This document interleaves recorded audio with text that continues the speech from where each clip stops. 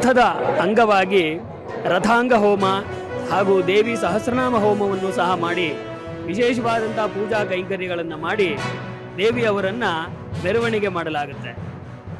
ಮಹಾದೇವಿಯವರು ಭಕ್ತ ಜನರನ್ನು ಅನುಗ್ರಹಿಸಲಿಕ್ಕಾಗಿ ದೇವಾಲಯದಿಂದ ಹೊರಗಡೆ ಬಂದು ಎಲ್ಲರಿಗೂ ಸಾವಕಾಶವಾದಂತಹ ಸನ್ನಿವೇಶವನ್ನು ಒಂದೇ ಸಮನಾದಂಥ ದರ್ಶನವನ್ನು ಕೊಟ್ಟು ಎಲ್ಲರನ್ನು ಅನುಗ್ರಹಿಸಲಿಕ್ಕಾಗಿ ಪುಷ್ಯಶುದ್ಧ ಪೌರ್ಣಮಿಯ ದಿವಸ ದೇವಿಯ ಬ್ರಹ್ಮರಥೋತ್ಸವ ನಡೆಯುತ್ತೆ.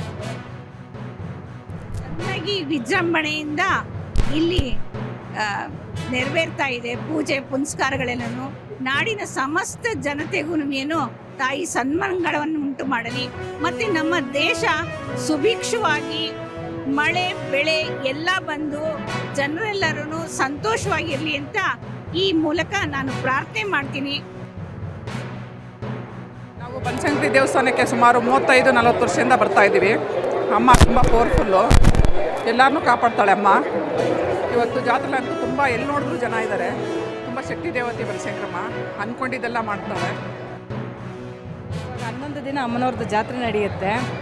ಅಮ್ಮ ಹೇಗೆ ಅಂತ ಅಂದರೆ, ಎಷ್ಟು ಹೆಣ್ಮಕ್ಳು ನಿಂಬೆಹಣ್ಣು ದೀಪ ಹಚ್ಚಿ ಎಷ್ಟು ಮಟ್ಟಿಗೆ ಅವ್ರನ್ನ ಕೋರಿಕೆ ಕೇಳ್ಕೊತಾರೋ ಅಷ್ಟು ಅಮ್ಮ ಶಕ್ತಿಯಾಗಿ ಬೆಳಿತಾನೇ, ಅಂದರೆ ಶಕ್ತಿಯಾಗಿ ಸೇವೆ ಮಾಡ್ತಾನೆ ಬಂದಷ್ಟು ಜನಗಳಿಗೆ ಅಷ್ಟೇ ಒಳ್ಳೇದು ಮಾಡ್ತಾ ಬಂದಿದ್ದಾರೆ. ಇವತ್ತು ದಿನಾಂಕ 3/1/2026 ಯಲ್ಲಾಪುರ ಪೊಲೀಸ್ ಠಾಣೆಯಲ್ಲಿ ಒಂದು ಅಟ್ರಾಸಿಟಿ ಆಕ್ಟ್ ಜೊತೆಗೆ ಒಂದು ಮರ್ಡರ್ ಕೇಸ್ ಪ್ರಕರಣ ದಾಖಲಾಗಿದೆ. ಇದರಲ್ಲಿ ಕುಮಾರಿ ಅಕ್ಷತಾ ಎನ್ನುವರು 28 ವಯಸ್ಸವರು ಒಂದು ಕಂಪ್ಲೇಂಟ್ ನೀಡಿರುತ್ತಾರೆ. ಈ ಕಂಪ್ಲೇಂಟ್ ಅಲ್ಲಿ ಏನ್ ಹೇಳಿರ್ತಾರೆ ಅಂದ್ರೆ, ಅವರ ಅಕ್ಕರಾದ ರಂಜಿತಾ ಅನ್ನೋರು 30 ವರ್ಷ, ಅವರು ಅಡಿಗೆ ಸಹಾಯಕರಾಗಿ ರಾಂಪುರ ಸರ್ಕಾರಿ ಶಾಲೆಯಲ್ಲಿ ಕೆಲಸ ಮಾಡ್ತಾ ಇರ್ತಾರೆ. ಇವರು 12 ವರ್ಷದ ಹಿಂದೆ ಸಚಿನ್ ಕಟಾರೆ ಅವರ ಜೊತೆ ಮದುವೆ ಆಗಿ ಒಂದು 10 ವಯಸ್ಸಿನ ಮಗ ಇರ್ತಾರೆ.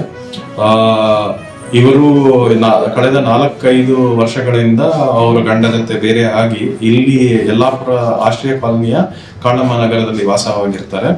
ಇವರಿಗೆ ಕಳೆದ ಕೆಲವು ತಿಂಗಳಿಂದ ರಫೀಕ್ ಅನ್ನೋರು ಸಂಪರ್ಕ ಆಗಿರುತ್ತೆ. ರಫೀಕ್ ಅನ್ನೋರು ಇವರ ಕ್ಲಾಸ್ಮೇಟ್ ಆಗಿರ್ತಾರೆ, ಇವರ ಜೊತೆ ಮಾತಾಡ್ತಾ ಇರ್ತಾರೆ. ಈ ಸಮಯದಲ್ಲಿ ರಂಜಿತಾರವರು ಇವರ ಜೊತೆಗೆ ಸಂಪರ್ಕವನ್ನು ನಿಲ್ಲಿಸಿರ್ತಾರೆ. ಇದರಿಂದಾಗಿ ಈ ದ್ವೇಷವನ್ನು ರಫೀಕ್ ಅವರ ಮನಸ್ಸಲ್ಲಿ ಇಟ್ಕೊಂಡು ಇವರು ಇವತ್ತಿನ ದಿವಸ ಮಧ್ಯಾಹ್ನ ಒಂದು 2 ಗಂಟೆಗೆ ಆಕೆ ರಂಜಿತಾ ಅವರವರು ಮನೆಗೆ ಬರುವ ಮನೆಗೆ ಕೆಲಸ ಮುಗಿಸ್ಕೊಂಡು ಮನೆ ಬರುವ ದಾರಿಯಲ್ಲಿ ಮನೆಯ ಹತ್ತಿರ ಕಾಳಮ್ಮ ನಗರ ಹತ್ತಿರದಲ್ಲಿ ಇವರು ಒಂದು ಹರಿತವಾದ ಆಯುಧವನ್ನು ಇಟ್ಕೊಂಡು ಇವರ ಕತ್ತಿಗೆ ಗಾಯ ಮಾಡಿರ್ತಾರೆ. ಇಮಿಡಿಯೇಟ್ಲಿ ಇವರ ಅಣ್ಣನವರು ಮತ್ತೆ ಅವ್ರ ನಾದ್ನಿ ಮತ್ತೆ ಇವರೆಲ್ಲ ಅಟೆಂಡ್ ಮಾಡಿ ಅವ್ರಿಗೆ ಇಮಿಡಿಯೇಟ್ಲಿ ಹಾಸ್ಪಿಟಲ್ಗೆ ಸೇರಿಸಿರ್ತಾರೆ. ಅವರ ರೆಫರ್ ಆಗಿ ಹುಬ್ಳಿ ಕಿಮ್ಸ್ಗೆ ಅಡ್ಮಿಟ್ ಆಗಿರ್ತಾರೆ. ಅಲ್ಲಿ ಅವರು ತೀರ್ಕೊಂಡು ಇರ್ತಾರೆ.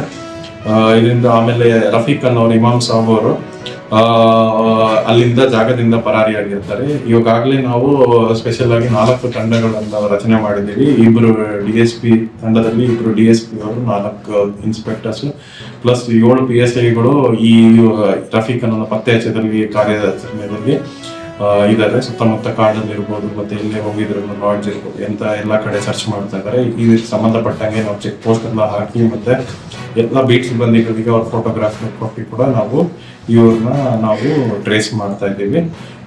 ಇದರ ಜೊತೆಗೆ ನಾವು ಇಲ್ಲಿ ಯಲ್ಲಾಪುರದಲ್ಲಿ ಇದ್ರ ಸಂಬಂಧಪಟ್ಟಂಗೆ ಲಾ ಅಂಡ್ ಆರ್ಡರ್ ಮೇಂಟೈನ್ ಮಾಡೋದ್ರಲ್ಲಿ ನಮ್ಗೆ ಈಗಾಗಲೇ 4 KSRP ಪ್ಲಟೂನ್ಗಳು ಮತ್ತು 5 DR ಪಾರ್ಟಿಗಳು ಮತ್ತು ಡಿಸ್ಟ್ರಿಕ್ಟ್ ಇಂದ ಎಲ್ಲ ಆಫೀಸರ್ಸ್ ಮೆನ್ನು ಕೂಡ ಇಲ್ಲಿ ಬಂದೋಬಸ್ತ್ ಮಾಡ್ಕೊಂಡಿದ್ದೀವಿ. ಯಾವುದೇ ತರ ಘಟನೆ ಆಗದಿರೋ ನಾವು ಶಾಂತಿಯನ್ನು ಕಾಪಾಡ್ತೀವಿ. ಇದ್ರ ಜೊತೆಗೆ ನಾವು ಅಕ್ಯೂಸ್ಡ್ ಅನ್ನ ಬೇಗನೆ ನಾವು ಪತ್ತೆ ಹಚ್ಚೋದಕ್ಕೆ ಕಾರ್ಯವನ್ನು ಕೈಗೊಳ್ತಾ ಇದ್ದೀವಿ.